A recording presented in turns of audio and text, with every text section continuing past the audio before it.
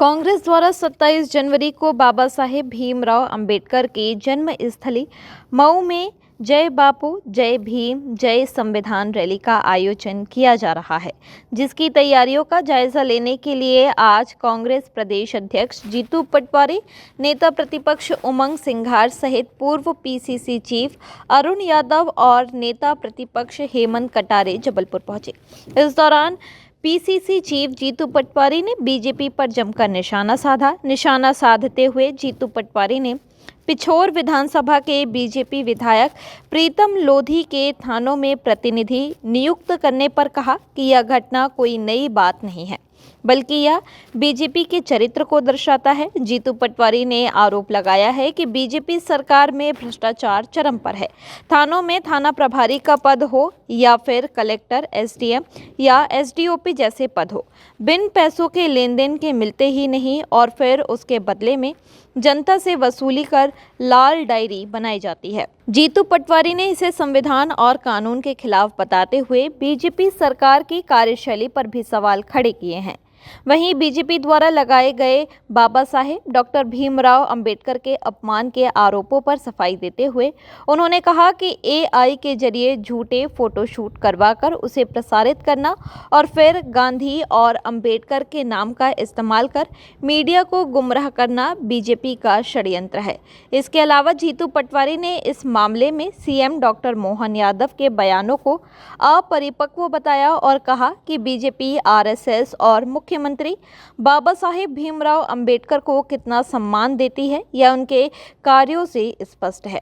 जीतू पटवारी ने दावा किया है कि कांग्रेस का कर्तव्य विपक्ष की भूमिका निभाकर सरकार की नीतियों और भ्रष्टाचार को जनता के सामने बेनकाब करना है। वहीं पत्रकारों से चर्चा के दौरान प्रदेश अध्यक्ष जीतू पटवारी ने एक बार फिर आरोप लगाया है कि सौरभ शर्मा जैसे भ्रष्टाचारियों को संरक्षण देकर प्रदेश में भ्रष्टाचार का जाल बिछा दिया गया है। सौरभ शर्मा कहां है, इसकी जानकारी किसी को भी नहीं है, जिसके चलते 3 बड़ी एजेंसियां उन्हें खोज रही है, लेकिन उसका पता नहीं चल सका।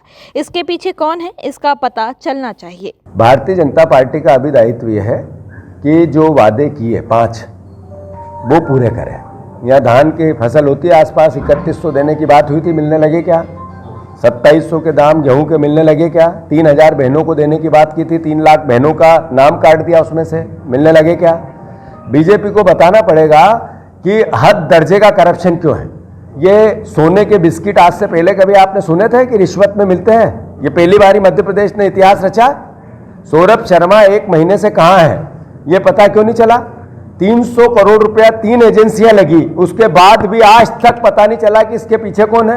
वो लाल डायरी कहाँ है? बीजेपी से पूछना आप, किस नेता ने कहा कि वो लाल डायरी कहाँ है जिसमें 40 लोगों के नाम लिखे हुए हैं? वो जो सौरभ शर्मा के पास से 2000 करोड़ रुपए का पिछले 6 महीने का हिसाब है, 1 साल का हिसाब है, वो हिसाब में किसको किसको 2000 करोड़ रुपए गए?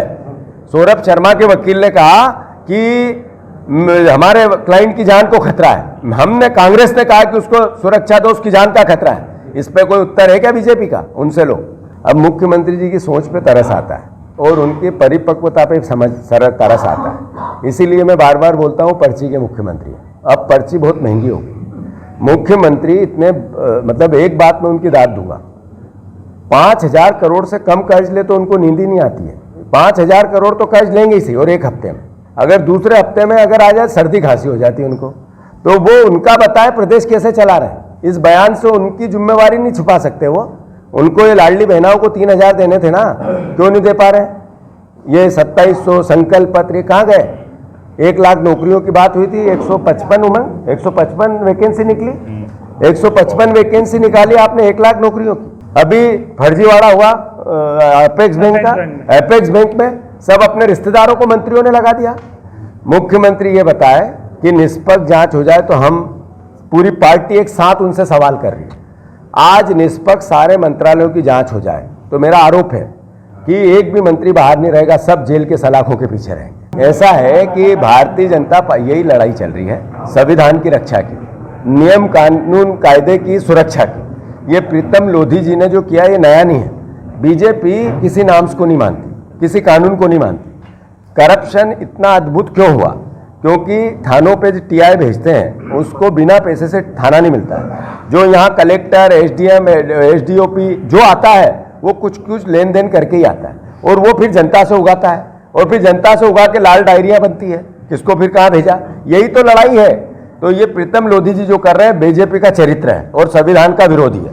नहीं, मैंने ये कहा था, मैं फिर से कह देता हूँ, गूगल पे सर्च करो, चाहो तो अभी कर सकते हो, झूठा सबसे झूठ बोलने वाला नेता कौन, किसका नाम आता है चेक करो। तो बात करो, आपको बीजेपी के ही मिलेंगे, मोदी जी और शिवराज जी। फिर मैं एक मिनट उसका उत्तर पूरा दे दूं। सबसे ज्यादा नेताओं के जो अव्यवहारिक कृत्य होते हैं, जिसपे नियम कायदे कानून तोड़ना, थानों पर गुंडागिर्दी करना, अधिकारियों को गाली गलौज करना या जनता पर भी अत्याचार करना, तो बीजेपी की लिस्ट आती है, आप चेक कर लेना। नहीं, बात यह है, ये बीजेपी का प्रोपोगेंडा 2 दिन से आया है। जो कोई भी संगठन को मजबूत करने के लिए अगर नीचे कोई बात ऐसी होती है तो कार्यकर्ताओं को एक समझाइश दी जाती है। हमारी पहली बार मुझे सौभाग्य मिला एज ए अध्यक्ष होते कि पूरी पार्टी एकजुट है, एक साथ है, हम सब समन्वय के साथ निर्णय लेते हैं और सामूहिक नेतृत्व है। सबसे बड़ी बात, जो हमारा नेतृत्व है सामूहिक है, यानी मेरे पास जिम्मेवारी है, आपके पास जिम्मेवारी है, पर नेतृत्व सारा सामूहिक है। हमारा सब परिवार के लोग मिलकर हम नेतृत्व करते हैं, हम एक डिसीजन लेते हैं, उस डिसीजन पे आगे बढ़ते हैं।